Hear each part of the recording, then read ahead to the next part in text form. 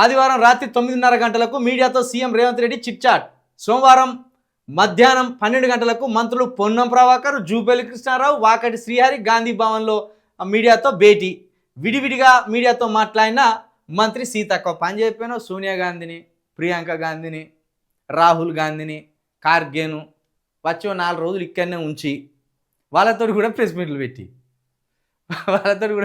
పెట్టించి ఇంత కొంప ముంచితివా 8 నెలలు ఫామ్ హౌస్లో ఉండి ఒకటేసారి వచ్చి గుదిబండ మీదేసినట్టు వేసిపోతీవి.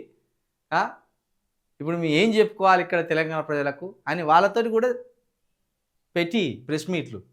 ఎందుకంటే ఎన్నికలప్పుడు వస్తారు కదా, ఇందిరమ్మ మనమరాల్ని నేను అని, ఇందిరమ్మ మనమరాలను ప్రియాంక గాంధీని నేను వచ్చి మాట్లాడుతున్నా అంటారు కదా. కాబట్టి పిలిపించి పెట్టి పాపం విడిగా మీడియాతో మాట్లాడిన మంత్రి సీతక్క అంటే ఇప్పుడు మీడియా ముందుకు పోతే మనం దొరికిపోతాము. కేసీఆర్ మాట్లాడింది ఏందో మనకు అర్థం కాలే, కేసీఆర్ చెప్పిన లెక్కలేదో మనకు తెలియదు. ఇసుక బత్తాలు మోసుకొని ఉరుకుమంటే మా పిఏలు ఉరుకుతారు కానీ మాకు ఇవేం తెలుసు అని సీతక్క అనుకోవచ్చు. అందుకే పాపం ఆమె ఏం చేసింది, మీడియా ముందుకు రాకుండా మీడియానే ఇంటికి పిలుచుకున్నట్టున్నది. మీడియానే ఇంటికి పిలుచుకొని ప్రెస్ మీట్ పెట్టినట్టున్నది. ఇక ఇదంతా సోమవారం 12 గంటలకు జరిగిన తతంగం.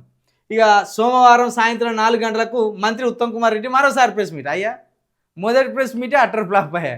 రెండో ప్రెస్ మీట్ కన్నా ప్రిపేర్ అయ్యి వచ్చినావా?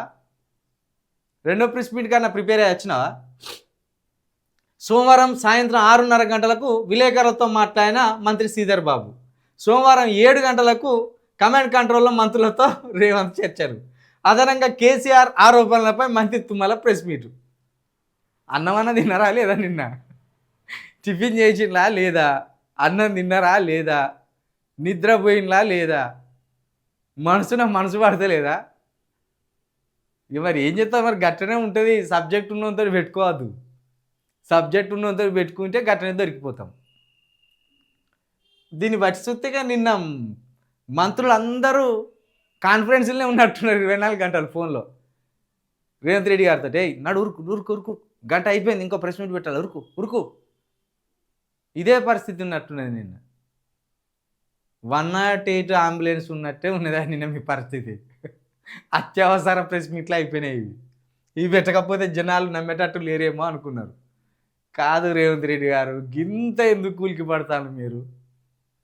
ఇప్పటికిప్పుడు ప్రజలు వచ్చి మీ ప్రభుత్వం మీద పడ్డది లేదు, ఎవడు మిమ్మల్ని తిట్టేటోడు కూడా లేదు. ఎందుకంటే మీరు గట్టోడే అనుకున్నాం మేము. కానీ సమస్య ఎదురైతే ఇంత ఉలికి పడతారని నిన్న మొన్నటి వరకు మాకు కూడా తెలియదు. ఊరిని అధికారంలో లేనోడు, 8 నెలల పాటు ప్రజల మధ్యకు రానోడు